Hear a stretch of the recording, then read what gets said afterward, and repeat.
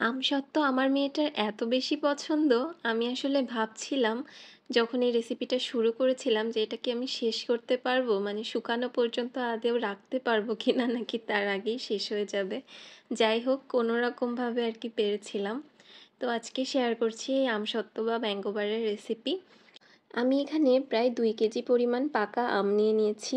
আমগুলো খোসা ছাড়িয়ে আমি এভাবে ব্লেন্ড করে ছেঁকে নিয়েছি। এটাকে কিন্তু ছেঁকে নিতে হবে, কারণ আঁশ থাকলে আমসত্ত্বটা খেতে ভালো লাগবে না। এখন যে পাত্রে আমি আমসত্ত্বটা সেট করব তাতে একটু তেল ব্রাশ করে নিচ্ছি। এখন চুলায় একটি প্যান বসিয়ে তার মধ্যে এই ব্লেন্ড করা আমটা দিয়ে দিলাম। চুলার জাল আমি এখন মিডিয়াম রাখবো।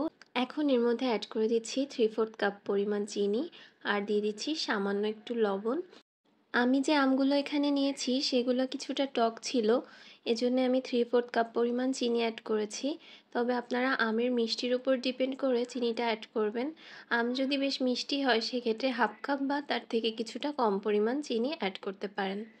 এখন চুলার জাল মিডিয়াম থেকে হালকা একটু কমিয়ে এটাকে অনবরত নাড়াচাড়া করছি যাতে নিচে লেগে না যায়। এই যে চিনিটা গলে কিন্তু মিশ্রণটা একটু পাতলা হয়ে গিয়েছে, কিন্তু জাল করার সাথে সাথে কিন্তু এই পানিটা শুকিয়ে এই মিশ্রণটা ঘন হয়ে আসবে।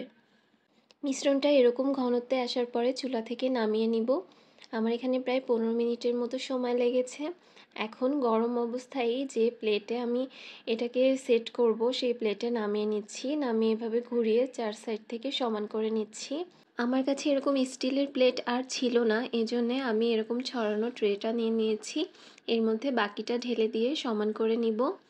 যেহেতু এটা রোদে শুকাতে হবে, যে পাতিলগুলো তাড়াতাড়ি গরম হয় যেরকম স্টিল, অ্যালুমিনিয়াম বা কাঁসা, এরকম প্লেট ব্যবহার করা ভালো। আমি এটাকে বারান্দায় টানা 1 দিন রোদে রেখেছিলাম।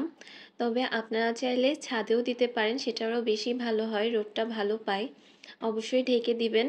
এই যে রোদে শুকানোর পরে আমসত্ত্বটা কিন্তু একদম শক্ত হয়ে গিয়েছে। আমি এখন একটু কেটে দেখাচ্ছি।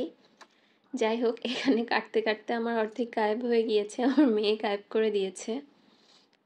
আমি কিন্তু বেশি পুরো করে বানাইনি, কারণ বারান্দায় কিন্তু খুব ভালো রোদ পায় না। যাতে ভালোভাবে শুকাতে পারে এজন্য একটু পাতলা করেই বানিয়েছি। এখন কিছুটা রোল করে নিচ্ছি এরকম করে, আর বাকি কিছু আমি স্লাইস করে কাটবো। তবে এটা আপনাদের ইচ্ছা মতো, যেরকম ইচ্ছা সেরকম শেপ করে কাটতে পারেন। এই যে ট্রেতে দেয়া আমসত্ত্বটাও কিন্তু খুব ভালোভাবে শুকিয়ে গিয়েছে। মেলামাইন বা সিরামিকের পাত্রে দিলে কিন্তু শুকাবে না এরকম না, এটা শুকাবে, কিন্তু এটা একটু বেশি হয়তো সময় লাগবে, এই আর কি। এখন সবগুলো আমসত্ত্ব আমি এভাবে পিস পিস করে কেটে নিয়েছি। এই তো রেডি হয়ে গিয়েছে আমাদের আমসত্ত্ব। ও আচ্ছা, আরেকটা কথা, যারা অনেক বেশি পরিমাণে আমসত্ত্ব বানাবেন তারা একটু ভিনেগার অ্যাড করে দিতে পারেন চুলায় যখন জাল করে নেবেন তখন। তাহলে আমসত্ত্বটা অনেক দিন পর্যন্ত সংরক্ষণ করতে পারবেন। Thanks for watching. আল্লাহ হাফেজ।